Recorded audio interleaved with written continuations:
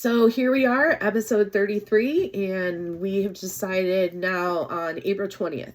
It's actually the last day where my mom's going to fly back. We had talked when I was up in Michigan if she could come down to help with things and just be, supportive and there for me. And I said I would love it.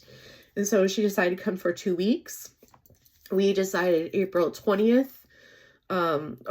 She got her ticket to leave to go back on April 20th. He was supposed to come, I think, the week before, and something came up, so we made it April 20th. So we were just cutting it close because he didn't know my mom was there unless Braider Lady told him.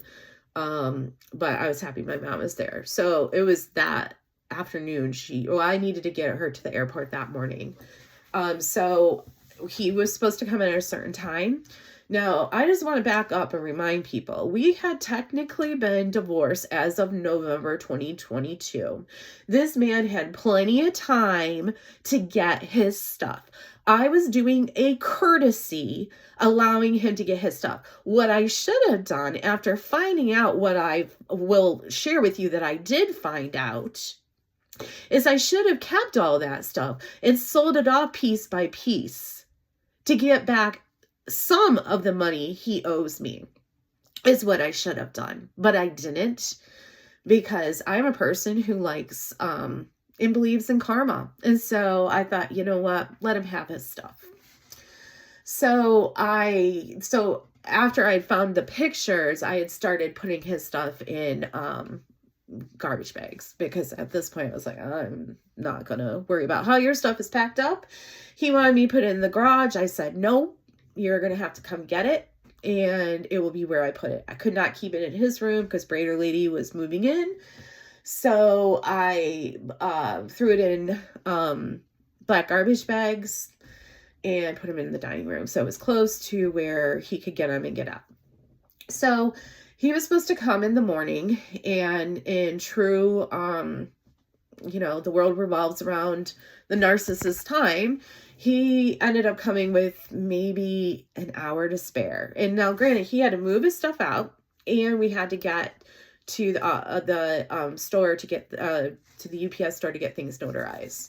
So he comes with his little friend, not female, a guy friend, that brings this truck with this big old bed and a giant trailer.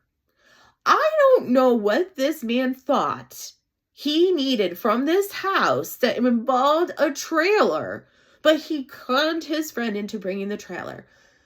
This man had been sneaking stuff slowly out of this house to South Carolina for months, and I stupidly didn't know.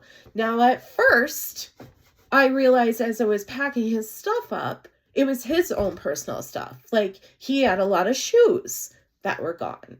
I'm sorry, if you're truck driving and you're staying in a friend's house temporarily, you don't need your entire, gamut of 30-some pairs of Clarks and other shoes. He had them there. Clothing that I knew that I had gotten him was not here.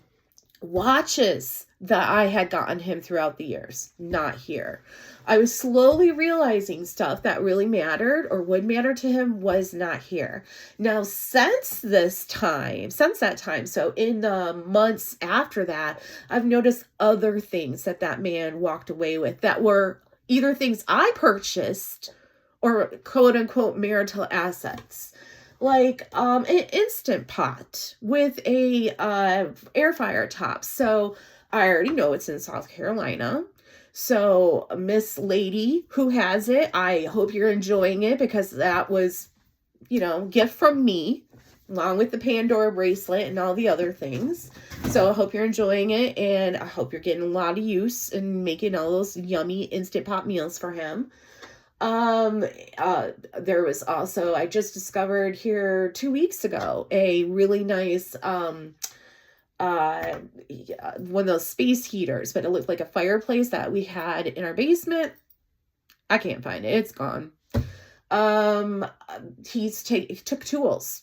I had a really nice, we got it for our wedding, a screw gun and a whole kit of drill bits and everything. Gone. You know what? let him take it. Because again, all this stuff, bad karma just coming back. It's going to come back. It's going to bite you. And I hope to either hear about it or see it for myself. And it will. It will. So he pulls up with this truck.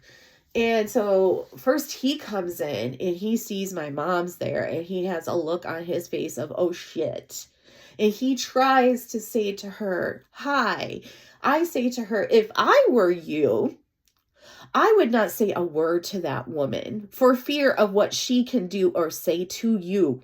I would just come in, get your stuff, and get the heck out.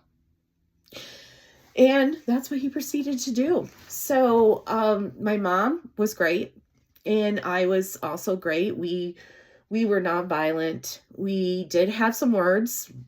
I called him an asshole, called him a coward. Noticed he had this big gaudy gold ring on his marriage finger.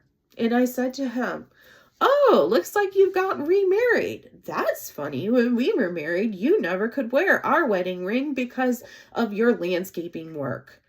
Now, and you would wear it on a necklace. Now you're remarried and you're wearing your wedding ring. Isn't that interesting? So he's taking the stuff out and it's getting closer to the time where I have to get my mom to the airport. So I start timing him. You got 10 minutes. You got 9 minutes. You got 8 minutes. Every time one of the fools would come in, I'd tell them how much time they had left. Finally, I was like, you got 30 seconds. Get what you can and get out.